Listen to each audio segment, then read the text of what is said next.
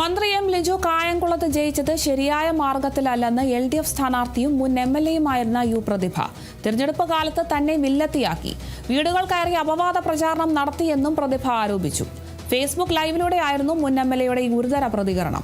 M Liju ജനങ്ങൾക്ക് മുൻപിൽ കരഞ്ഞു വിളിച്ചാണ് വോട്ട് വാങ്ങിയത്.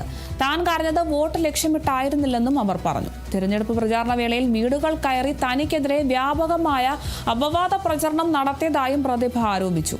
തന്റെ മകനെക്കുറിച്ച് പോലും അനാവശ്യവും അടിസ്ഥാനരഹിതവുമായ കാര്യങ്ങളാണ് അവർ പ്രചരിപ്പിച്ചത്. മകനുമായി ബന്ധപ്പെട്ട വിവാദങ്ങൾക്കും ആക്ഷേപങ്ങൾക്കും വരും ദിവസങ്ങളിൽ കൃത്യമായ മറുപടി നൽകുമെന്നും യു പ്രതിഭ ഫേസ്ബുക്ക് ലൈവിൽ കൂട്ടിച്ചേർത്തു.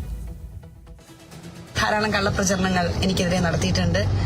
എന്നെ തന്നെ അറിയാവുന്ന പല സുഹൃത്തുക്കളും പറഞ്ഞത്, പ്രതിഭ 2 തവണ ജയിച്ചല്ലോ, ഇനി ഒരു തവണ ഒരവസരം എനിക്ക് തരണം എന്ന് തന്നെയാണ് UDFന്റെ സ്ഥാനാർത്ഥിയായിരുന്ന ഇപ്പോഴത്തെ മന്ത്രിയായിട്ടുള്ള നമ്മുടെ കായംകുളത്തിന്റെ MLA അദ്ദേഹത്തിന്റെ പ്രചരണ വേളയിൽ പറഞ്ഞത്. നമ്മൾ പരസ്യമായി നമ്മൾ കേട്ട കാര്യമാണ്. വിജയവും പരാജയവും ഒക്കെ ഒരു നാണയത്തിന്റെ ഇരുവശം പോലെ തന്നെയാണ്. വിജയിക്കാം, പരാജയപ്പെടാം. നമ്മുടെ കായംകുളത്തും പുതിയതായിട്ട് UDFന്റെ സ്ഥാനാർത്ഥി ജയിച്ചു, MLA ആയി. കായംകുളത്തിന് ഒരു പുതിയ പരിഗണന ഈ ഗവൺമെന്റ് ഭാഗത്ത് നിന്ന് കിട്ടട്ടെ എന്ന് ആഗ്രഹിക്കുന്നു. അല്ലെങ്കിൽ ഒരു കൂട്ടായ പ്രവർത്തനത്തിന്റെ ഒക്കെ തന്നെ തീർച്ചയായിട്ടും ഒരു വിജയമാണ് UDFനോട് കിട്ടിയിരിക്കുന്നത്.